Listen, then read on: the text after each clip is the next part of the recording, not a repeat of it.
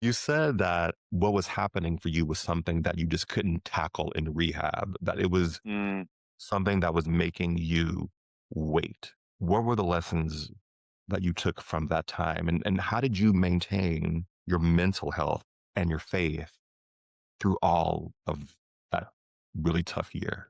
I think that there was some purpose and intent behind me having to be removed from the game that I love so much in a significant way. The heart contusion and malaria, the chances of either of those happening once is insane. And now, not only do you have malaria, but then you have a heart contusion 5 weeks later. It's just extremely rare. And so I think when I was out with the heart contusion, that's when I had those sit down, just me in the mirror type moments, and they were needed. I had to understand more about what things were showing up in my life that I had not dealt with before. Mm. And they all play a role. And I think those things linger. It's energy, it's emotions, all those things you carry with you. And so I started spending a lot more time engaging with those things. And I realized that over the course of my life, we had high expectations and we're go-getters. We get stuff done. I think that I had developed a habit over time of not engaging deeply with my emotions. And I'm so thankful now that I was put through the challenges I was because it gave me the space and the time to engage with what I hadn't engaged with for who knows how many years.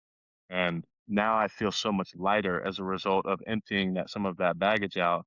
I'm saying this now, and even now, I think I can't understand how perfect of the timing that this was in my life, but I certainly recognize the importance of having that time to engage with the things that I was able to engage with. When your mind's not right, you're not feeling right inside, you don't feel right outside. And you can mask it up however you want, but you know when you're not feeling right. And maybe that's the best way to say it because everybody's different. Being an elite level athlete, if somebody doesn't have a trained eye, they might not be able to see that I'm not operating at peak efficiency, for example, physically.